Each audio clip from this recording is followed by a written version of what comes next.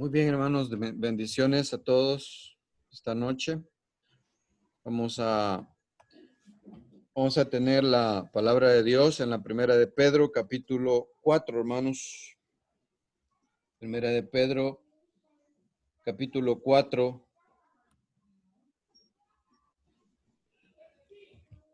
Como especie de introducción, hermanos, la primera de Pedro se escribió en una época de persecución contra los cristianos.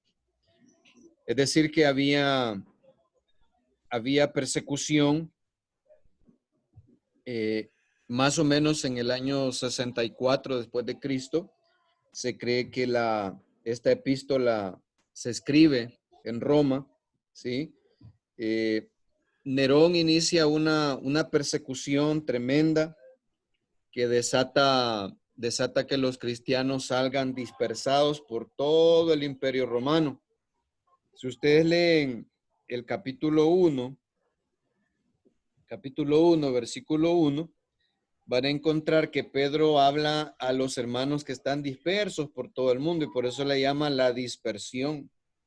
Entonces, esta carta, hermano, fue escrita en un momento muy difícil, muy complicado para la iglesia. Hablamos en un contexto de persecución para los hijos de Dios.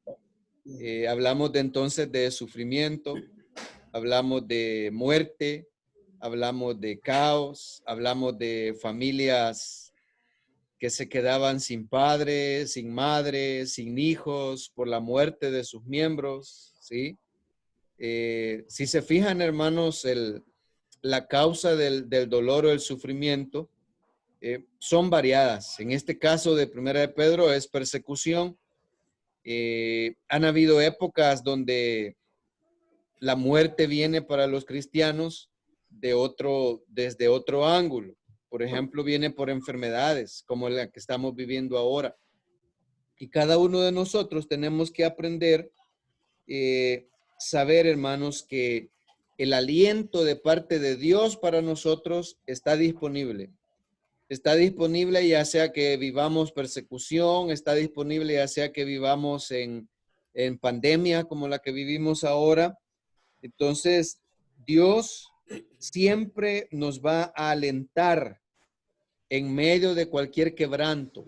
Él nos va a dar su amor, su paz, su bendición en medio de cualquier quebranto, en medio de cualquier persecución. Entonces, cada uno de nosotros debemos de entender que Dios está obrando, hermanos. Dios está obrando en este momento, en cualquier momento del pasado, Dios está obrando. Jamás debemos de olvidar eso. Jamás debemos de pensar que Dios ha perdido el control. Jamás. Antes de ir a la primera de Pedro, quizá convendría, hermanos, que nosotros leyéramos. Vamos a ir al libro de Jeremías primero, antes de ir a primera de Pedro, para que veamos nosotros, hermanos,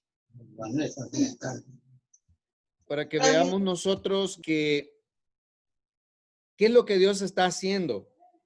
Vamos a ir al libro de Jeremías, capítulo 9, versículos 23 y 24. Jeremías 9, 23 y 24.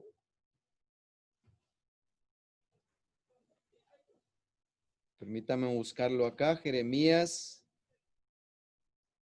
capítulo 9, 23, versículos 23 y 24. Vea usted, dice la palabra de Dios. Dice, así dijo Jehová, no se alabe el sabio en su sabiduría, ni en su valentía se alabe el valiente, ni el rico se alabe en sus riquezas. ¿Cuántas clases de persona ha mencionado Jeremías? ¿A cuántas clases de persona ha mencionado? Bueno, ha mencionado a tres. Primero, a los sabios. Segundo, a los valientes. Tercero, a los ricos. Vea, sabios, valientes y ricos. Jeremías escribe en una época igual donde el pueblo de Israel iba a ser llevado a la esclavitud 70 años por los babilonios, porque ellos habían sido infieles a Jehová. Ellos cometieron mucha infidelidad, haciendo idolatría, hermanos, construyendo ídolos para adorarlos. Entonces, Dios los va a castigar llevándolos al cautiverio. Y ellos tienen estos tres tipos de personas antes de ir al cautiverio. Dice, así dijo Jehová, no se alabe el sabio en su sabiduría, ni en su valentía se alabe el valiente, ni el rico se alabe en sus riquezas. Vea, sea cualquier tipo de personas, hay, hermanos, hay siempre motivos para alabarse, o sea, para vanagloriarse, o sea, para autoexaltarse, o sea, para buscar la gloria para nosotros. Los ricos se ufanan, los ricos se alaban a sí mismos porque tienen plata, porque tienen dinero, ¿sí? Por eso se alaban. Se alaban porque no pueden, porque no van a los hospitales públicos, van a los hospitales privados. Se alaban en lo que tienen, se ufanan de eso. Los sabios, es decir, los que creen que saben mucho, mucho, mucho, se ufanan de eso, de lo que creen que saben, ¿sí? Los valientes, los que creen que no le tienen miedo a nada, ni siquiera al COVID-19. Hay mucha gente que no le tiene miedo. Hay otra que le tiene un pavor tremendo a esta enfermedad. En los Estados Unidos hay gente que no le teme a nada y dice, bueno, vamos a hacer una fiesta en honor del COVID-19 y que venga y que nos contagie a todos y vamos a vencerlo, creando anticuerpos. Y así está haciendo muchas personas. Y se ufanan de su valentía. Pero vea, Dios quiere que nadie se enaltezca, hermanos. Dios quiere que nadie se llene de orgullo. Ni el rico, ni el valiente, ni el sabio. ¿En qué deberíamos entonces gloriarnos? Dice Jeremías. Verso 24. Estamos en Jeremías 9, 23 y 24. Dice el 24. Mas alábese en esto el que se hubiere de alabar. Mire, no es bueno alabarse. No es bueno gloriarse a uno mismo. No es bueno echarse porras a uno mismo. No es bueno glorificarnos a nosotros mismos, darnos honor a nosotros mismos. Pero si hay algo en lo que deberíamos de ufanarnos, hermanos, de gloriarnos, dice Jeremías, mas alábese en esto el que se hubiere de alabar, en entenderme y conocerme. Mire estas dos cosas que deberían de hacernos a nosotros, por lo menos, si es que vamos a alabarnos, de conocer a Dios, de saber quién es Él. Hermano, en esta crisis que estamos viviendo hoy, lo mejor que podemos hacer es tratar cada día de entender o de conocer un poquito más a Dios. No lo vamos a lograr porque Él es infinitamente grande, majestuoso, pero tenemos que aprender a conocerlo un poquito, ¿sí? Y el mismo Jeremías dice cómo es Dios. Dice, mas alabes en esto el que se hubiere de alabar, en entenderme y conocerme. ¿Qué vamos a entender y a conocer acerca de Dios? Él dice que yo soy Jehová. Vea, yo soy Jehová. Es decir, yo soy el Todopoderoso. Yo soy el que era, el que es y el que ha de venir, el ser eterno. Porque la palabra Jehová significa eso, el eterno, ¿sí? El que fue, el que es y el que siempre será, el que será en el futuro. Es decir, alguien que no está sometido, no está amarrado, no está subyugado al tiempo ni al espacio. Y por ahí comienza Jeremías a querernos decir, hermanos, ¿quién es Dios? Dios es un Dios que no está sujeto a tiempo, no está sujeto al espacio, no está sujeto a ninguna de esas tres cosas que nosotros sí estamos sujetos. Entonces Dios quiere que entendamos que Él es un ser eterno. Para Él esto es nada, lo que está pasando es nada, y que Él tiene el control de todo. Dice que yo soy Jehová. Entonces Él quiere que entendamos su eternidad, su eternidad.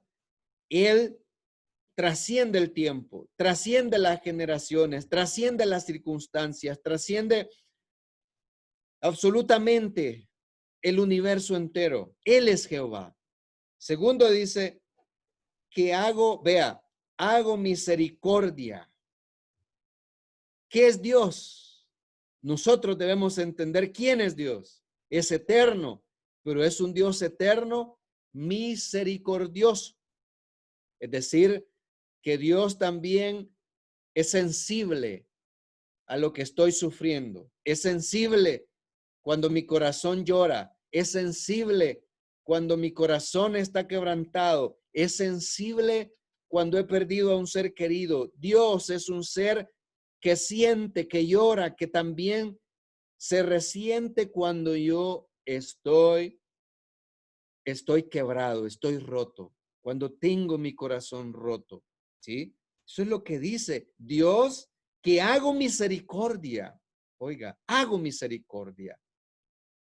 Hermano, Dios ha tenido misericordia de nosotros.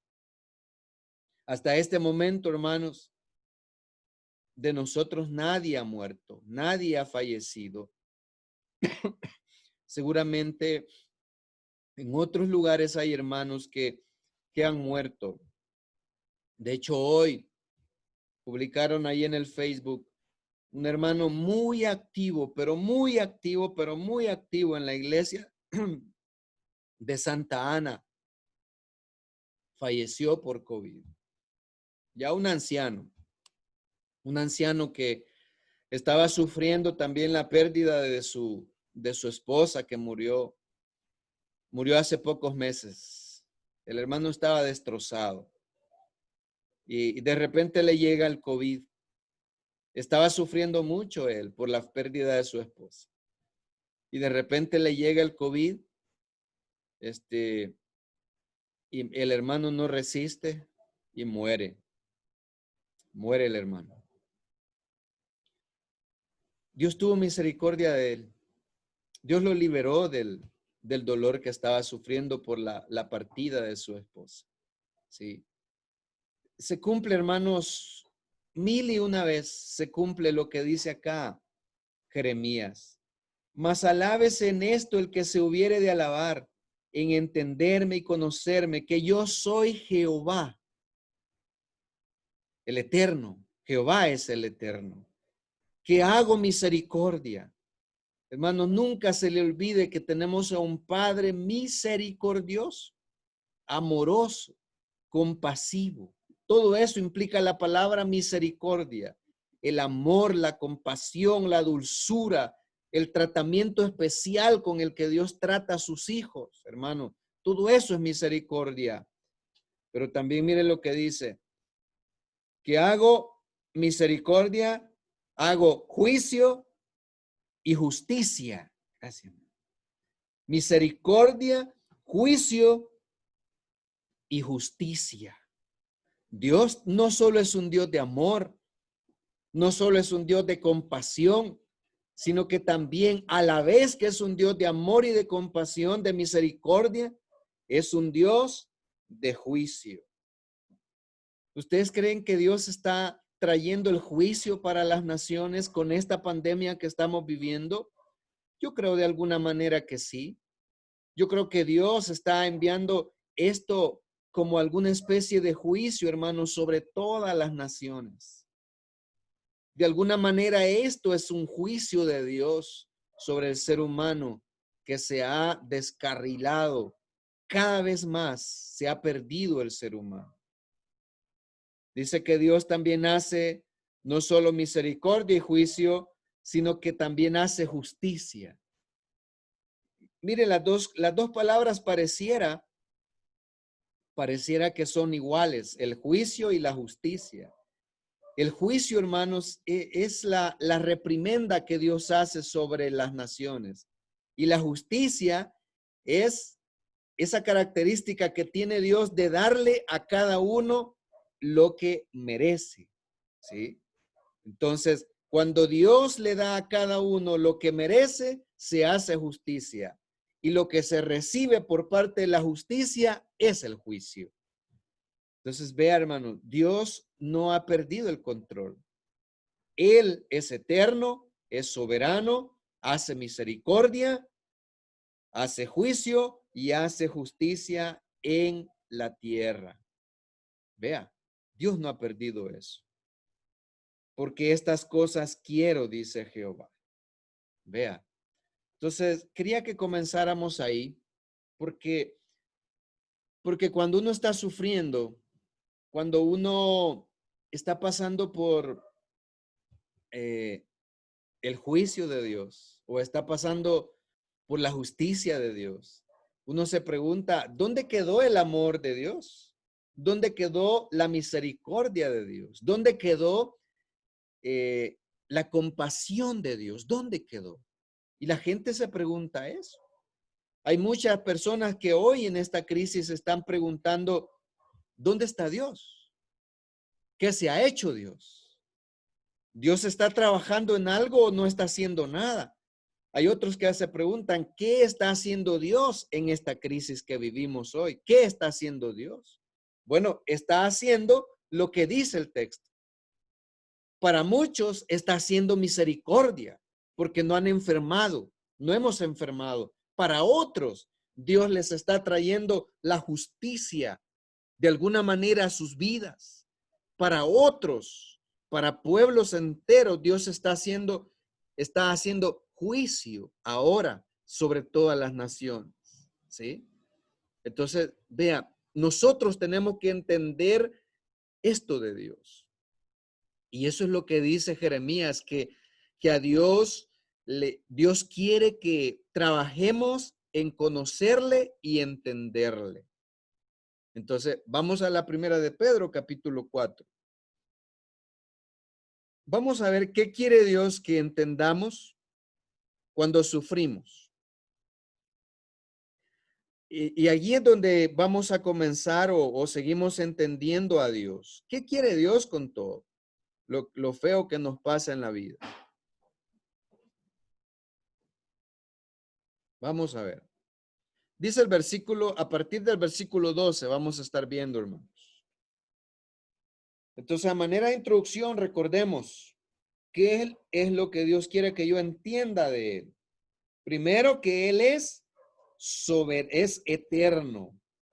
Él es Jehová, eterno. Pero que Él es misericordioso, hace juicio y actúa con justicia sobre la tierra. Dios no ha perdido el control, en otras palabras. Entonces, cuando Él está haciendo el juicio sobre las naciones o está trayendo la justicia sobre las naciones, ¿qué debo yo entender al respecto? ¿Qué debo de hacer? ¿Cómo debo de actuar? ¿Cómo debo de obrar? Y aquí nos va a decir el apóstol Pedro. Ahí dice la Reina Valera un titulito que dice de esta manera, padeciendo como cristianos.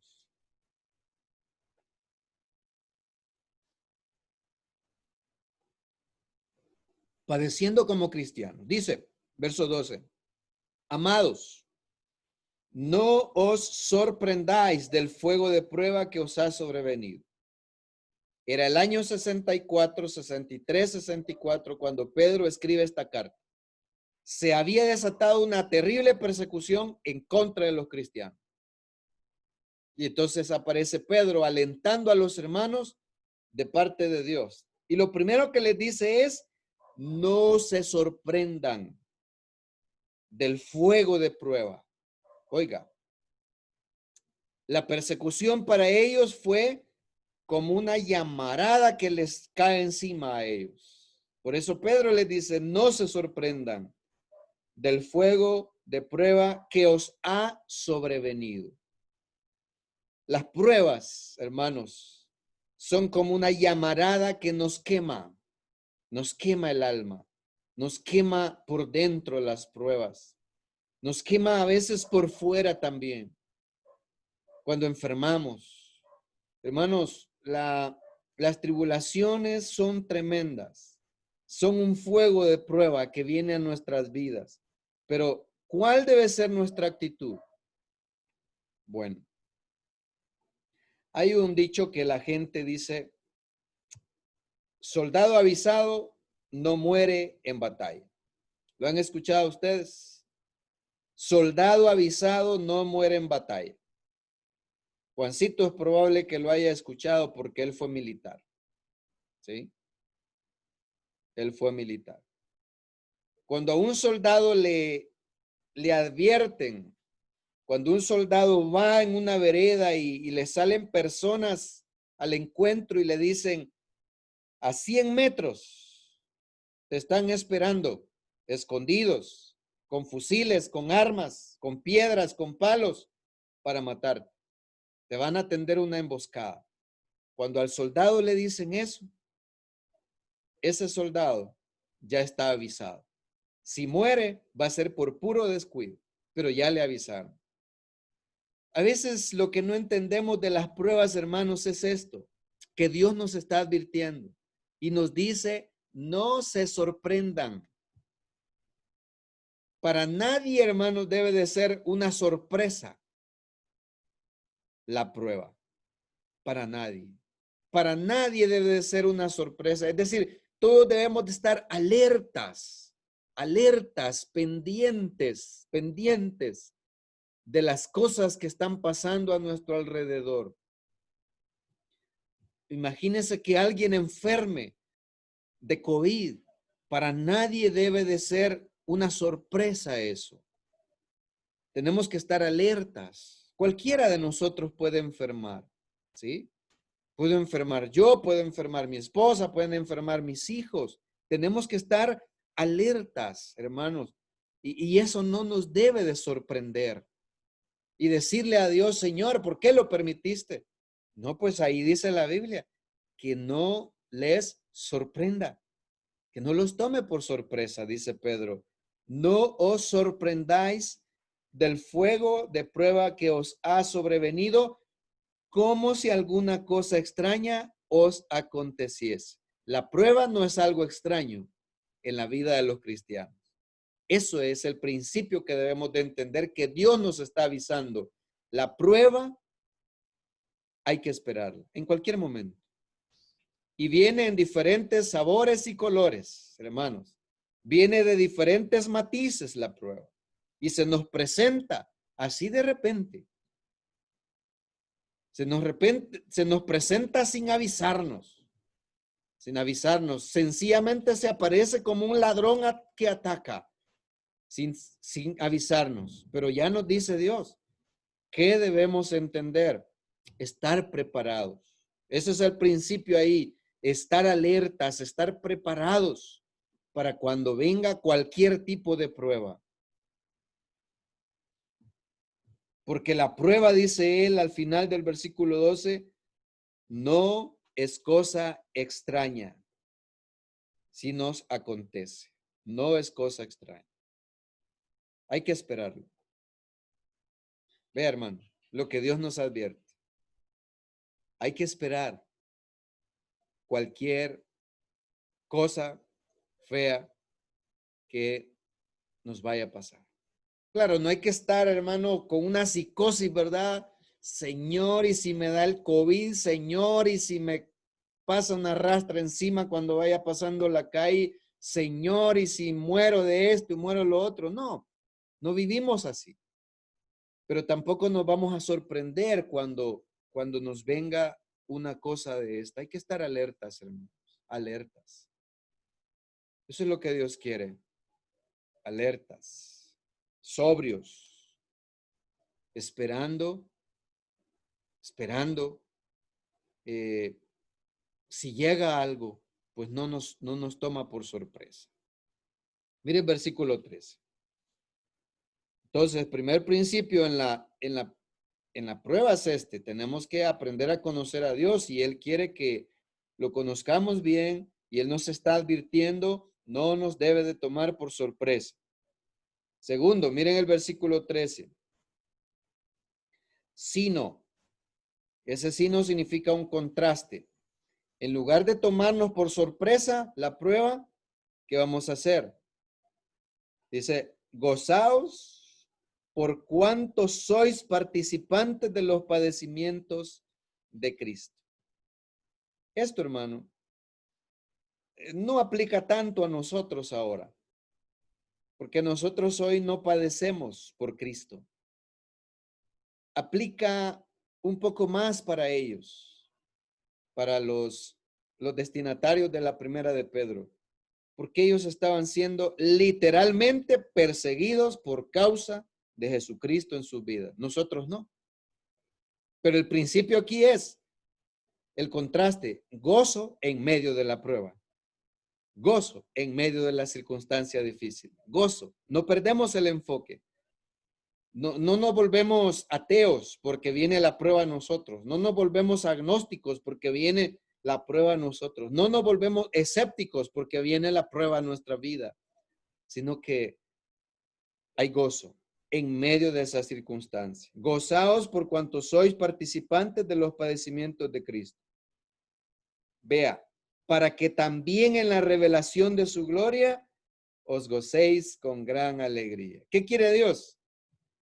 Mire, dice Pedro que viene un gozo cuando Él revele su gloria hacia nosotros. Entonces, si nos vamos a gozar allá en la gloria, la lógica de Pedro es, comencémonos a gozar aquí, independientemente de las circunstancias que vivamos. Gocémonos, tengamos una dicha interna, tengamos un gozo interior en medio de cualquier cosa fea que vivamos. Gocémonos en estar en Cristo. Gocémonos por ser hijos de Dios, por no estar a la deriva. Hermano, pobre la gente que no tiene a Dios en sus vidas. Pobre la gente que va en este mundo errante, sin propósito. Pobre la gente que va en este mundo descontroladamente, viviendo en el caos. Pobre la gente que va sin freno en esta carretera llamada vida. Pobre la gente que vive en el descontrol. Pero nosotros no vivimos en el descontrol. Tenemos a un Dios que está con nosotros, que vela, que según Jeremías está haciendo misericordia, que está haciendo juicio y que está haciendo justicia en la tierra. Así es que Pedro quiere que en medio de los problemas, las tribulaciones, aunque estemos siendo gente rota en nuestro corazón, que tengamos primero sobriedad, que las pruebas no nos hagan perder el control, que no nos sorprenda, porque estas no son extrañas en la vida del cristiano. Segundo principio es que tenemos que gozarnos ahí, en medio de la circunstancia. ¿Por qué? Porque viene la gloria. Y entonces vamos a gozar de la gloria. Y tenemos que comenzar ahora a vivir ese gozo. Verso 14. Si sois vituperados por el nombre de Cristo, sois bienaventurados porque el glorioso Espíritu de Dios reposa sobre nosotros. Mire, dice Pedro que Pedro les está avisando, si ustedes van a sufrir por Cristo, recuerde, es el año 63, 64 cuando Pedro escribe esto. Viene una persecución como una avalancha, hermanos, sobre ellos. ¿Sí? Estaba viendo las noticias que viene Dicen que viene un ejército de langostas, hermano, comiéndose los sembradíos de los países, que han dado por Asia, han dado por Europa, saltó a Sudamérica, Argentina, llegó a Guatemala, a la zona del Petén, y esperan que venga aquí. Imagínense, así vivió la iglesia primitiva, siendo asaltada por un ejército de romanos que los mataban, los quemaban vivos, hermanos, los empalaban, los metían en palos, en estacas, y los ponían en lugares altos y les prendían fuego. Y eran la luz de las noches oscuras del Imperio Romano, de las ciudades del Imperio Romano. Entonces dice Dios acá a través de Pedro, si sois vituperados por el nombre de Cristo, sois felices, sois bienaventurados, ¿sí? Eso es más para ellos, porque nosotros no sufrimos hoy por Cristo, literalmente. Nadie nos quema, nadie nos tirotea, nadie nos hace cosas feas en nuestro cuerpo por ser cristianos. Por lo menos en América no pasa eso. Allá en los países del Medio Oriente, ahí sí están pasando cosas feas a los cristianos. Entonces, para ellos, hermano, esta palabra es maravillosa. Si sois vituperados por el nombre de Cristo, sois bienaventurados, porque el glorioso Espíritu de Dios reposa sobre nosotros, sobre vosotros. Ciertamente, de parte de ellos, es decir, de parte de los perseguidores, Él es blasfemado. O sea, blasfeman a Dios, blasfeman a Cristo, blasfeman al Espíritu Santo. Pero por vosotros es glorificado. Mire, para los cristianos de la dispersión de Pedro, le está diciendo Pedro, cuando le llegue la hora de sufrir por Cristo, piensen en la bienaventuranza, son dichosos, son extremadamente felices, bienaventurados si sufren por Cristo. Porque aunque ellos blasfemen contra Dios, pero ustedes con su vida lo están glorificando. Y ahí está el tercer principio, hermanos. Glorificar a Dios en medio de la prueba. Glorificar a Dios en medio de la prueba. Entonces, mire, lo que Dios quiere que conozcamos, ¿sí? Primero, que la prueba no me sorprenda. Segundo, que debo de tener gozo en Cristo en medio de la prueba. Y tercero, hermanos, que la prueba debe de ser un medio para glorificar a Dios. Hay mucha gente que sufre hoy.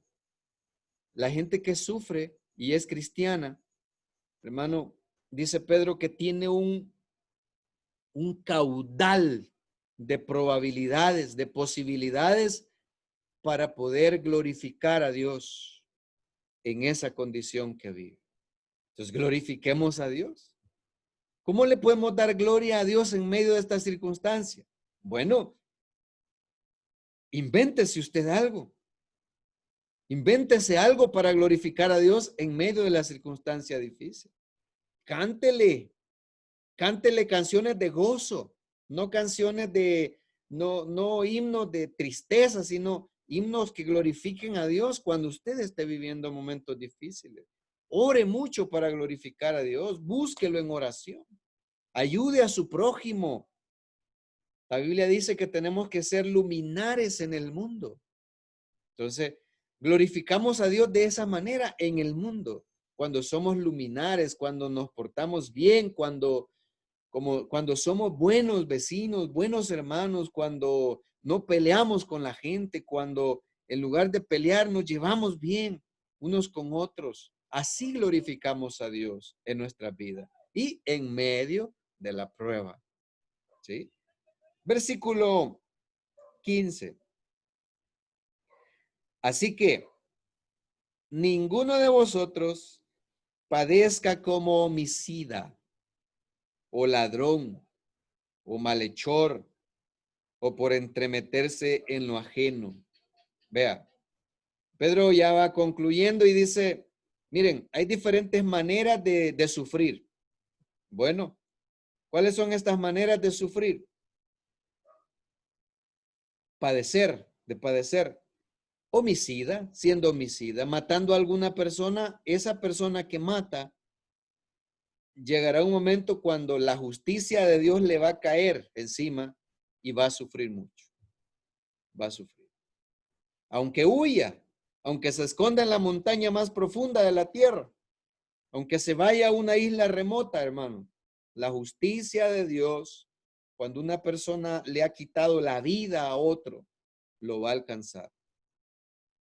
Lo va a alcanzar. Pero dice Pedro que nosotros no tenemos que sufrir por matar a nadie. No tenemos que sufrir por ser ladrones. Qué feo, hermano, que los cristianos roben. ¿Sí? Qué feo que los que se llaman cristianos roben.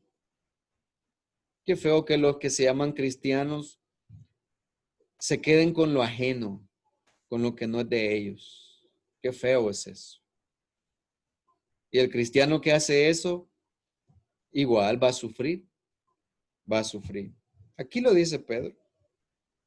Ninguno de vosotros padezca. ¿Qué hay para los homicidas? Padecimiento. ¿Qué hay para los que roban? Padecimiento. Nadie padezca como homicida, ladrón o malhechor, o vea, por hacer cualquier clase de maldad. O incluso, dice Pedro, por entremeterse en lo ajeno. ¿Sí? Entremeterse en lo ajeno. Es decir, hay gente que se anda metiendo, hermanos, donde no lo han llamado. Entonces se anda metiendo en problemas por puro gusto. Y sufren, padecen por meterse donde no lo llaman. Entonces dice Pedro, no vamos a sufrir por esas cosas. No suframos por eso. Pero verso 16. Pero si alguno padece como cristiano, vea, si hay alguna manera en la que vamos a padecer, dice Pedro, debe de ser siendo cristiano. Siendo cristiano. Si ser cristiano nos trae padecimiento, nos trae dolor, nos trae lágrimas, nos trae un futuro gris, ser cristiano. Entonces dice Pedro, si alguno padece como cristiano, que no se avergüence, sino glorifique a Dios por ello. Es la segunda vez que aparece la palabra glorifique a Dios. ¿Sí? Glorifique a Dios. Lo dijo al final del versículo 14. Dice, por vosotros Él es glorificado. Luego dice acá, glorifique a Dios por ser cristiano, por estar viviendo en momentos difíciles, por ser cristiano. Verso 17. Aquí viene algo importantísimo, hermanos, porque es tiempo de que el juicio comience por la casa de Dios.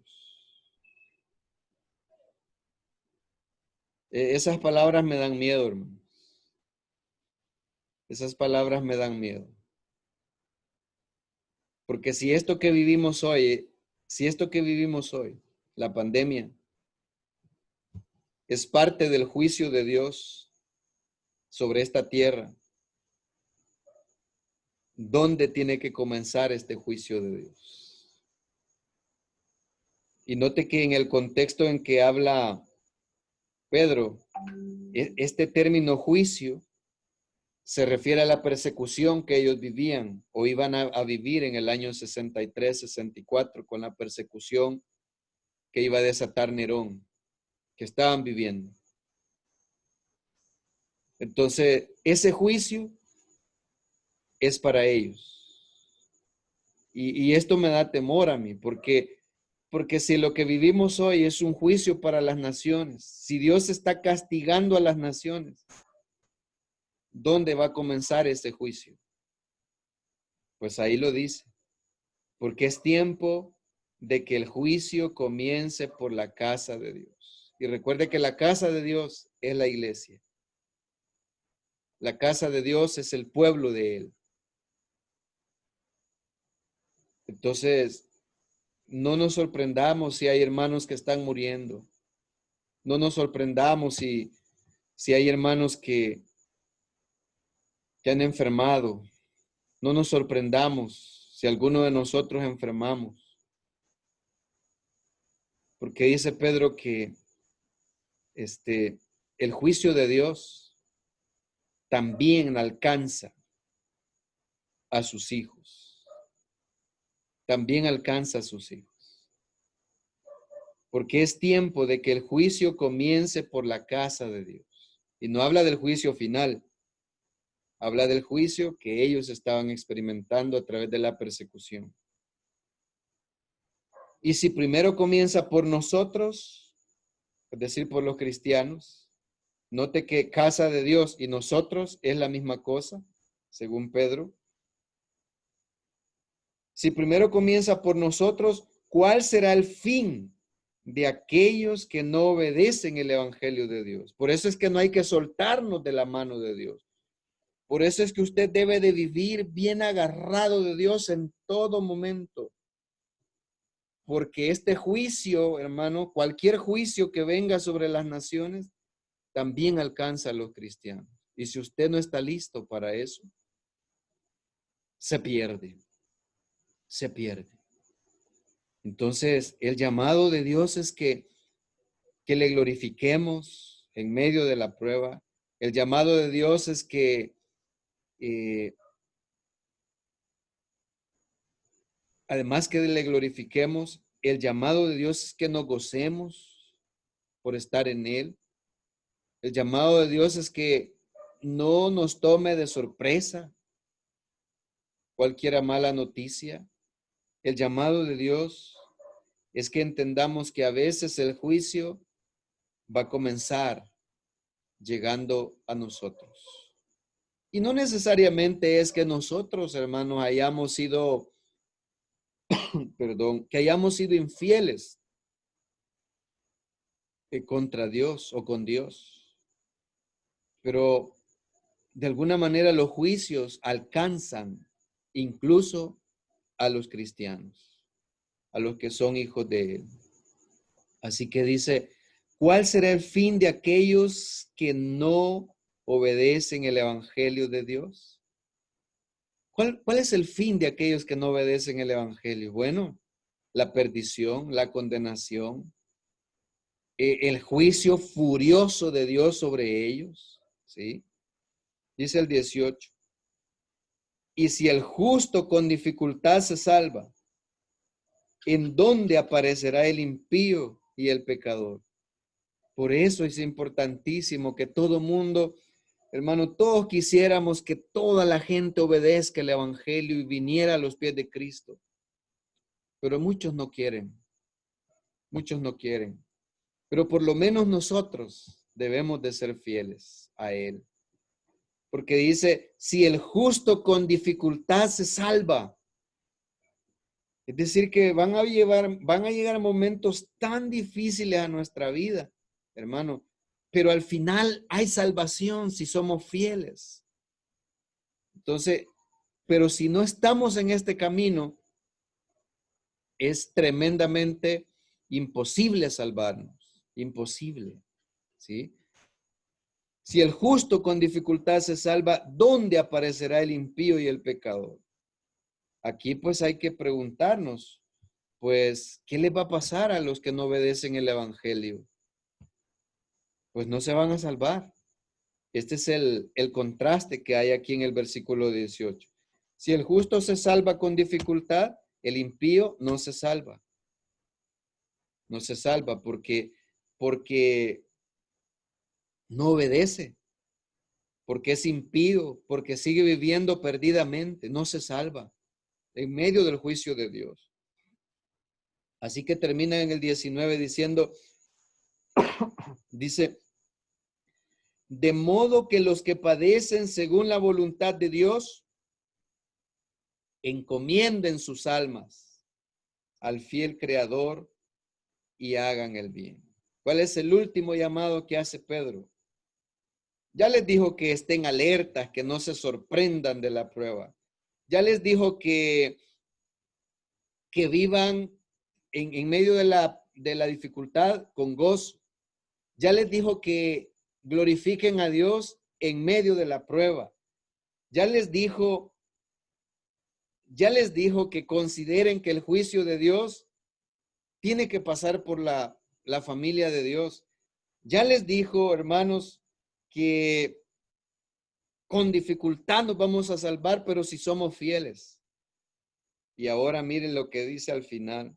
Los que padecen según la voluntad de Dios, encomienden sus almas al fiel Creador y hagan el bien. Los católicos tienen una costumbre religiosa que se llama, es un sacramento que se llama la extrema unción. Cuando un enfermo católico está, hermano, a punto de morir, llaman al sacerdote católico a que le haga la extrema unción. ¿Qué es la extrema unción? El sacerdote trae aceite o agua bendita, no sé qué es, si es aceite o agua bendita, y le echa en la cabeza, lo rocía, ¿verdad? Lo rocía al muerto para que el muerto haga las paces con Dios y el muerto no se condene y el muerto se salve. Aun cuando el muerto no haga nada por sí mismo, pero con esa acción del sacerdote, dicen ellos, el hombre ya no se condena. Hermano, vea, la gente hace cosas que no están en la voluntad de Dios.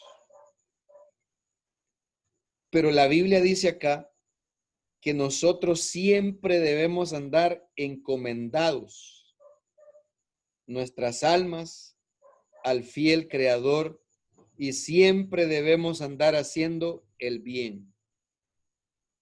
Así tenemos que vivir en medio de cualquier crisis. Encomendaditos, hermanos. Encomendados. Siempre. ¿Qué es andar encomendados? Andar bien con Dios. No andar peleado con Dios. Andar, hermanos, tomados de la mano con Él. Eso significa teniendo una buena relación con Dios. Si yo digo yo tengo una buena relación con Dios, yo no puedo estar peleado con mi esposa. Si yo digo yo estoy encomendado a Dios en cualquier momento, yo no puedo estar peleado con el vecino y decir me voy a salvar. Yo no puedo andar haciendo lo malo y decir estoy encomendado. No. Por eso es que el último consejo de Pedro es viva encomendado al fiel Creador. Es decir, siempre ande en armonía con el Creador. Siempre ande de amigo con Dios. Y al final dice, haciendo el bien, haga el bien. Entonces, este momento que vivimos, hermano, es justo para hacer estas cosas de las que hemos hablado esta noche. Conocer más a Dios, qué quiere de nosotros, saber que no nos debe de sorprender ninguna prueba, saber que tenemos que glorificar a Dios en medio de la prueba, saber que tenemos que tener gozo en medio de la prueba, saber que el juicio de Dios comienza por los hijos de Él, saber, hermanos, que siempre tengo que andar bien tomadito, bien agarrado de Dios y haciendo las cosas que a Él le agradan. ¿Está viviendo usted así ahora, hermanos? ¿Está viviendo hoy? Ahorita tenemos, hermanos, las 7:30 en punto. Si dentro de 5 minutos nos avisan, mire, fulano de tal acaba de morir. La pregunta sería, hace 5 minutos murió encomendado. Estaba bien delante de Dios. Estaba bien con sus vecinos, estaba bien con su familia, o murió peleado con su familia. Murió peleado con todo el mundo. Se fue echando rayos de este mundo. Se murió. El problema, hermanos, es que la gente a veces se confunde.